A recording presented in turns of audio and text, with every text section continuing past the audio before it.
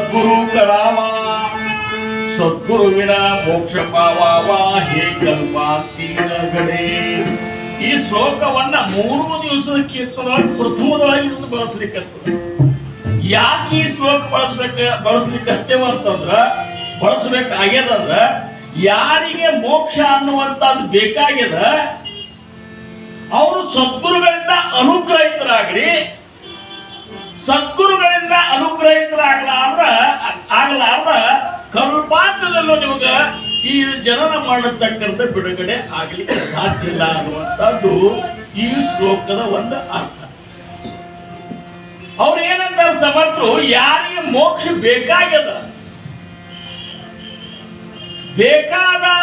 ಬೇಕಾದವ್ರು ಮಾತ್ರ ಗುರುವಿನಿಂದ ಅನುಗ್ರಹ ತಗೋರಂತಾರ. ಹಂಗ ಈ ಒಂದು ಮೋಕ್ಷ ಅನ್ನುವಂಥದ್ದು ಏನದಲ್ಲ, ಅರ್ಥಾತ್ ಜನನ ಮಾಡೋ ಚಕ್ರದಿಂದ ಬಿಡುಗಡೆ ಆಗುವಂತದ್ದು ಏನದ ಅಥವಾ ಸಾಯುಜ್ಯ ಮುಕ್ತಿ ಅನ್ನುವಂತ ಒಂದು ಸುಖವನ್ನ ಅನುಭವಿಸುವುದೇನಾಗ್ಯದ, ಇದು ಕೇವಲ ಸದ್ಗುರುಗಳ ಅನುಗ್ರಹದಿಂದ ಮಾತ್ರ ಸಾಧ್ಯ ಅನ್ನುವಂಥದ್ದು ಇದು ನಿಶ್ಚಿತ.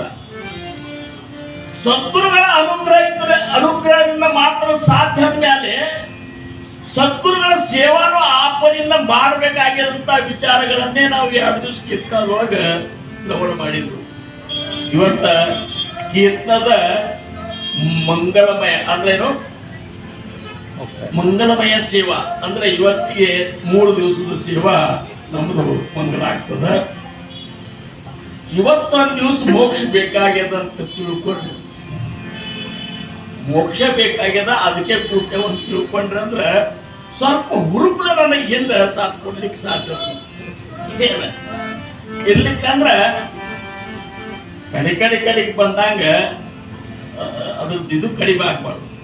ಅದಕ್ಕೆ ದಯವಿಟ್ಟು ನೀವೆಲ್ಲರೂ ಸಾಥ್ ಕೊಟ್ಟಾಗ ಈ ಒಂದು ಸೇವಾ, ಇದು ಕೀರ್ತನ ಸೇವಾ ಅನ್ನುವಂಥದ್ದು ಹೆಂಗದ ಇದು ಟೀಮ್ ವರ್ಕ್. ಇದು ಪ್ರವಚನ ಸೇವಾ ಅನ್ನುವಂಥದ್ದು ಒಬ್ಬರೇ ಮಾಡೋದಿರ್ತದೆ. ಅಲ್ಲಿ ಯಾರ ಒಂದು ಇಂಥ ಒಂದು ಸಾಥ್ ಬೇಕಾಗುವುದಿಲ್ಲ.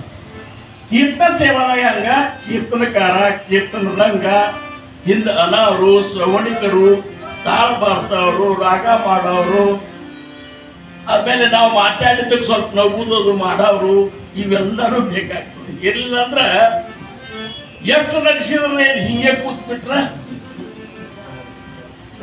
ಹಿಂಗಾಗಿ ಎಷ್ಟೋ ಸಲ ಕೀರ್ತನಕಾರರು ತಾಸುಗಟ್ಟಲೆ ಪ್ರಯತ್ನ ಮಾಡಿದ್ರೆ ಆ ಸಭಾದಾಗ ಒಬ್ರು ನಗವ್ರೆ ಸಿಗುದಿಲ್ಲ. ನೀವು ನಗತೀರಿ ಕರೆ, ಸ್ವಲ್ಪ ಟೈಮ್ ತಗೊಂಡ್ಮೇಲೆ ನಗಲಿಕ್ಕೆ ಒಬ್ಬರ ಕುಮಾರ್